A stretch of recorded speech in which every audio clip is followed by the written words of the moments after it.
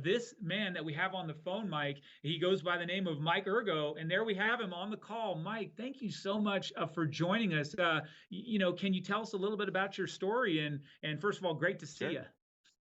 Thank you. Thank you so much for having me on. Sure. Yeah. I mean, the gist of it is I served my country in the United States Marine Corps and lost a lot of brothers in arms while serving in Iraq and had some dark years of trying to figure out how to deal with grief and trauma. And I literally stumbled upon Iron Man on vacation one year. And I decided that this was a way I can honor my fallen friends and eventually bring healing to their families and the other families of the fallen by racing in their name. So I race with a jersey that has all the names of 29 of my fallen Marines. And I am currently involved in co-founding the Gold Star Initiative, where we carry a flag as part of the Ironman Foundation for a fallen family.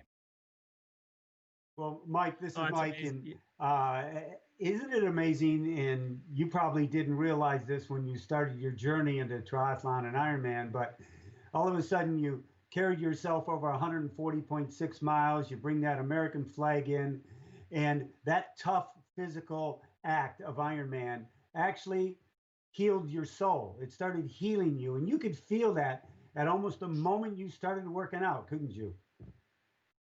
That's true. And I felt safe in my own body. And that's a big part of healing with people with PTSD. A lot of times it just doesn't feel safe to be in your own body. And through the sport of Ironman, through the sport of triathlon, and all these Ironman events, I'm able to grieve. I'm able to heal trauma. And what's been exciting is being able to pass that healing experience on to other families and other veterans. And I remember we had a conversation once after you did an Ironman. You took some time off, and you could feel those kind of negative vibes coming back into your body and into your mind. And talk about that. How you really want and need to keep this process going, like every day of your life.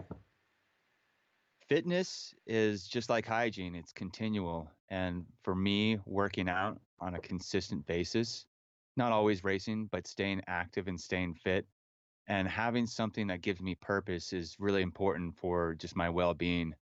Uh, One thing, and having things to look forward to. And one thing I'm really looking forward to, I'll bring it forward right here, is I got an American flag and we have the name of Lance Corporal Nick Anderson. We're going to carry the flag for him in Kona, which will be Mm. now in February. So I'm excited to bring the Gold Star Initiative to Kona on the big stage. Oh, good man, Mike. That's amazing. I love what you do. And can you share with us just a bit about your involvement with the 24/7 Ride for Relief that's kicking off for the Ironman Foundation?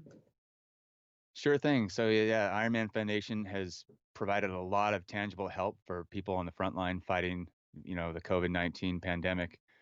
So we are starting tonight. We are riding for 24 hours, 7 days a week. I got about 5 shifts on there. I got the midnight shift for the week, and we're going to continuously ride with Team IMF and Ironman Foundation ambassador athletes continuously from here until next week to raise money for Iron Aid. That's That's outstanding. fantastic. I love Uh, it. uh, Yeah, this is well, I'm going to something jump. you're I'm going to what you're jump doing. on that too, Michael. So I hope you do, but I've got to get my scheduled times down.